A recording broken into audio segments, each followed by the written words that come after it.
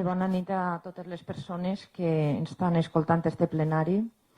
Jo, des de luego, voldria agrair no només la presència de les persones que n'hi ha assistit, sinó també totes aquelles persones que me consta que ens escolten per Ràdio Godella quan se difon el plenari. Bé, la moció que presentem des de Bloc Compromís, tot i que és una moció de partit, evidentment a mi encara, com a regidora d'Educació, pense que té més sentit que siga defesa per mi.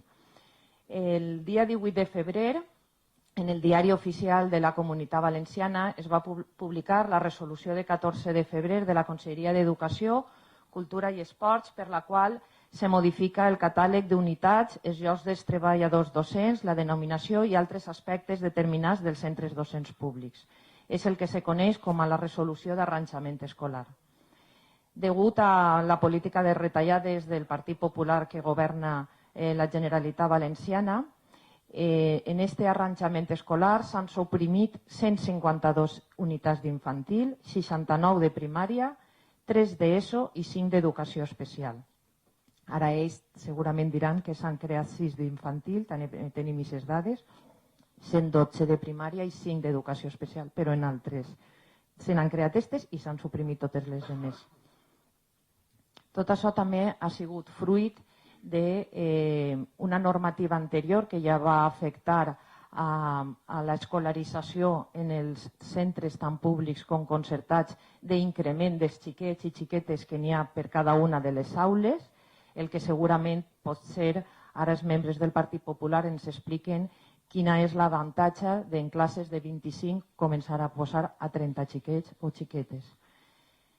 Este arranjament escolar no només va baixar la qualitat de l'educació, sinó que està afectant a moltes persones en els seus llocs de treball que estan sent suprimits i persones que havien obtès un lloc de treball per concurs ara tenen que tornar a concursar o veure's en inscripcions provisionals en places per a les quals ells no havien optat en aquest concurs.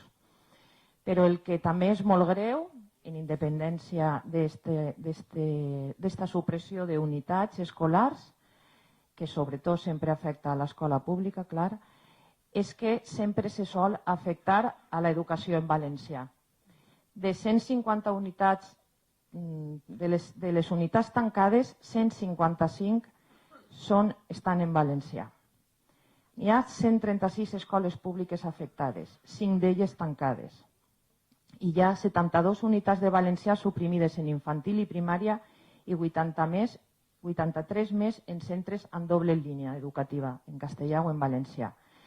Per tot això, des de Bloc Compromís, i estic segura que també amb el recolzament de tots els partits que formen part d'aquest govern de progrés de Godella, demanem que se rebutge per este plenari esta resolució i que de nou se comenci a negociar amb els sindicats i amb els representants de tots els sectors afectats, pares i mares, treballadors, etc., per a que tindrem un arranjament escolar que siga més acorde a les necessitats de la població que no van justament per minvar els drets d'educació que tenen.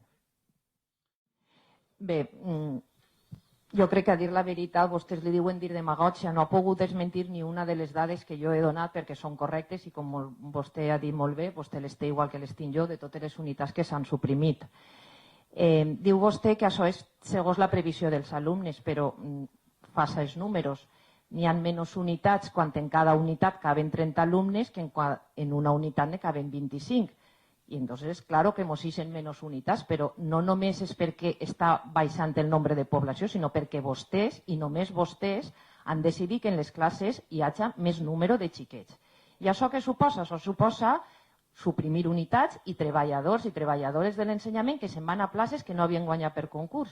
I això suposa que mestres que estan en la bolsa de treball deixen de ser contractats i, per tant, anem augmentant les llistes de l'atur. I vostè ho sap, igual que ho sé jo. Ara dirà que és per recursos. Bé, doncs demanen en Madrid el finançament que ens toca i a veure si comencem a tindre recursos per a sanitat i educació, que és el bàsic. Després, una cosa que, clar, en la que està caigant en centres com, per exemple, el Pare Català, que vostè diu que la previsió se fa segons la política lingüística que elijan, quan en el centre Pare Català n'hi ha 71 pares que han demanat el valencià i 2 en castellà, 2 front a 71, i a mitjà curs han decidit que se dona castellà, quan en aquests moments en el País Valencià n'hi ha moltíssims estudiants que estan demanant que se faci l'ensenyament en valencià i no n'hi ha manera. Per tant, no està fent-se segons la política lingüística que ells trien, sinó la que el Partit Popular decideix que sempre és en favor del castellà. Per tant, les dades són correctes. Si n'hi ha menys unitats és perquè vostès han decidit incrementar les ràtios i, per tant, baixar la qualitat de l'educació. I després, no sé com s'atreveix a parlar de consenso con los agentes sociales, quan vostès saben que aquestes mesures les han adoptat vostès en el recolzament de vostès única i exclusivament. És que ni un sindicat s'ha adherit a aquestes. És que la negociació ha sigut nul·la. Per tant, no parlen de consens con los agentes sociales, que el consens ha sigut nul.